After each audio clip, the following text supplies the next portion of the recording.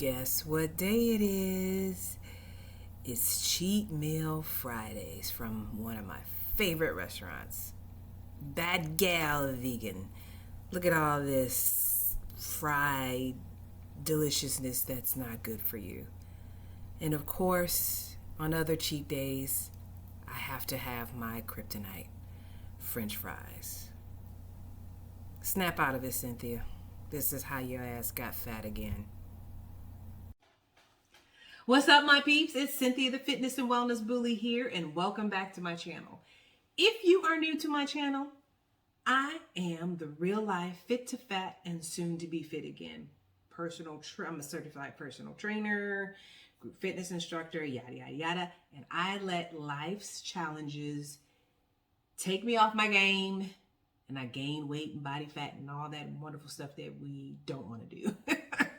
So this is a channel to follow my journey, get some information on fitness and wellness, and soon I will offer some workouts. But anyway, let's get down to business. Today we are going to talk about cheat meals. Should you? Should you not? Yeah? No. Maybe? Hybrid? I don't know. Could be not. It's up to you. But I wanted to talk about what I'm going to do for my journey, because I have changed a lot of my philosophy, especially being a trainer. Some of the things that I've learned years ago, I'm rethinking and challenging those things. And we're going to talk about the pros and cons of incorporating a cheat meal if you're on a weight loss journey. Okay? So, one more thing. Please like this video, subscribe to my channel, share the knowledge and love, okay? And add a comment and hit that notification button. Yes, I said notification in the words of Carlos King. If you know, you know. All right, enough silliness right now. So, cheat meals. We've all heard about having a cheat meal, a cheat day. I know as a trainer, I always allowed my clients to have one cheat meal a day. And I know some trainers that do the same thing. I also know some trainers that tell their clients that they should not have cheat meals, and it'll be because some of the cons that I'm going to talk about today. So let's get this road on the show. I said that. That's right. I said it. Road on the show, not show on the road. Now, cheat meals. I guess we got to discuss what that is. So you're on a weight loss journey. Your diet is pretty much a little restrictive. And you want to allow yourself one meal that you want to indulge in and enjoy. Now, for me, it's French fries. Okay? Frankly, it's potatoes. If it's fried, scalloped, vegan, of course, baked, you know what I'm saying? Air fried. That is my kryptonite. Okay? So my cheat meal will most likely include some French fries. Yours, maybe you want some pizza. You want a couple of slices, you might want the whole pizza. Who knows? Your cheat meal may be that you want some Mexican. The thing is, what I'm trying to say is the cheat meal is basically something that may not be the best from a nutritional perspective, but you enjoy it and you like to eat it, and you know that you shouldn't eat it all the time, but you allow yourself one meal in a week to do that. So, cheat meal.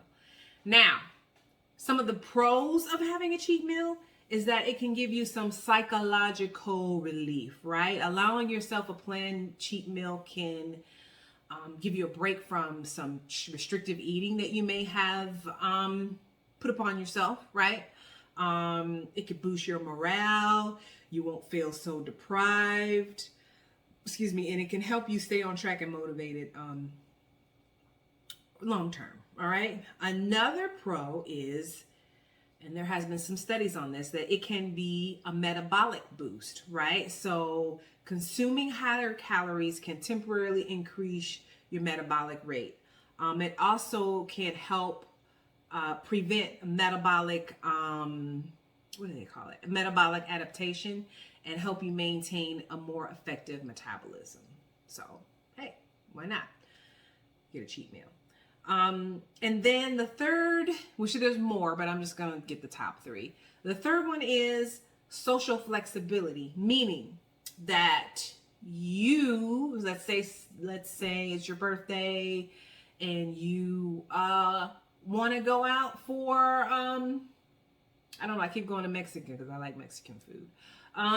Mexican restaurant for your birthday. You could do that. Or it's your friend's birthday or someone's wedding or their anniversary. That's when you can eat without questioning, oh my gosh, should I eat this? Is this this many calories, and so on and so forth. And then this flexibility of, this type of flexibility can help you with a healthier lifestyle long run. The cons. I'm surprised I didn't start with the cons. I usually start with the negative and end with the positive, but it is what it is. Overindulgence is one of the cons. And I'm sure a lot of you can relate to that. So raise your hand if you have overindulged in some cheat meals. Meaning, you say, you know what? I'm going to eat this burger. And then that burger was so good. So my next meal, I ordered a pizza. And then that was so good. And then I'm going to go ahead and, order Chinese or Mexican. That's when you start getting out of control. So that one meal, cheat meal, triggered you to eat a whole bunch of stuff, a whole bag of chips and dip and all sorts of stuff. So it can trigger, depending on the individual, overindulgence. So raise your hand if you have done that. If I had 5 more hands, I would raise it because I have been guilty of that. Which is basically, to be honest, if you looked at my video, my first video about fit to fat and the question mark, that's basically how I got there, right? Just eat craziness all the time. Anywho, guilty. The other con is con number 2. It can impact your discipline, right? For some individuals, cheat meals can disrupt their program, their structure, their schedule. And that can also make them unhappy when you think about it. If you're restrictive all the time, right? And you don't, and you feel like you can't have a cheat meal, that can mess with your psyche, right? It could really mess up your psyche. And then you'll start feeling guilty because I've been disciplined all this time. Now I ate this cheat meal and now I'm a horrible person, right? So that could play on your psyche as well. And then the other thing is that your weight fluctuates, which can also play on your psyche. So I'm sure you felt this before where you ate something that was more carb heavy and then all of a sudden you got the bloat going on. And you just don't feel, you just feel heavier, for lack of a better word, right? So you get on the scale and you're like, God, I just gained 5 pounds. I done messed up all of my progress. But usually that weight is just water weight. It's typically not fat. And once you start adhering to your diet, it will go down. But again, it could mess with your psyche because your weight will fluctuate if you, based on your cheat meal that you have. So those are the pros and the cons. So let's talk about what I plan to do. So I have always been, and that's my dog Hershey. She's right on time. I have always been a subscriber of having a cheat meal. And I would pick a day. And my day that I would have the one cheat meal was Fridays, right? And up until about 2-3 weeks ago, I am changing my tune on that. Now, I still have been having my cheat meals on Friday nights. But what I want to attempt to do is incorporate foods that I like maybe some potato chips or tortilla chips, with my healthy meal, right? To kind of make it balanced. So for instance, Maybe I'll have like a veggie wrap with a little side of tortilla chips, right? So it's not a full out, I'm gonna eat a whole bag of chips and dip, and guacamole, right? I still get the taste of the chips that I like, but I still have something healthy, making it more balanced. So that is what I'm going to attempt to do, especially because I am really digging this intuitive eating concept. If you can recall in my last video, I'm doing a hybrid of intuitive eating and counting my calories because I've always been a calorie counter, and I know I need to back away from that. So that's my plan of what I'm going to attempt to do. I will also allow myself a cheat meal because what if my husband wants to take me out on a date night, right? I can allow myself for that. The key is to make sure that your portion sizes are in order, okay? So like if he wants to take me to plant-based pizzeria, because you guys know I'm vegan, for a date night, I may order, well, they don't let you have slices, but let's say we order a pizza. I will eat maybe one, maybe two slices with a salad, and that's it.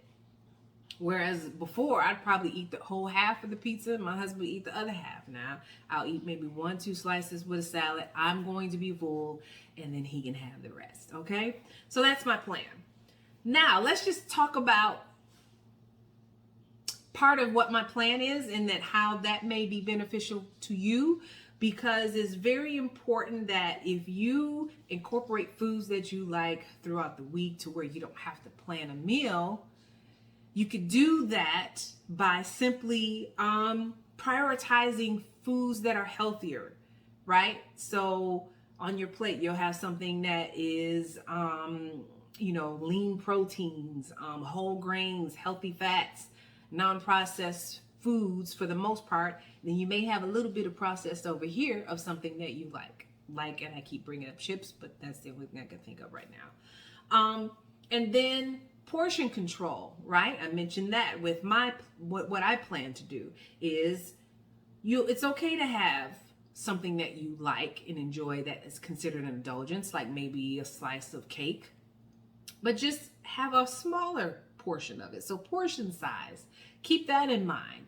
You can have what you want and what you like, but just keep the portions smaller, right? You could do that by eating on a smaller plate.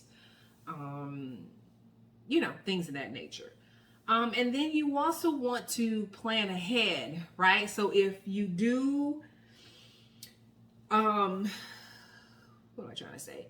So planning ahead, meaning if you are going to go out to a restaurant, you know what restaurant it is, you could decide what you want and how you want to order it. And you may say, hey, give me half of it now and pack the other half in a to-go box for me, right? I've done that before, just to make sure that you keep your portions under control. And then you want to practice moderation, right? So eat whatever you like in moderation, okay? So you don't have to feel, oh my God, I gotta have a cheat meal. What am I gonna do, okay?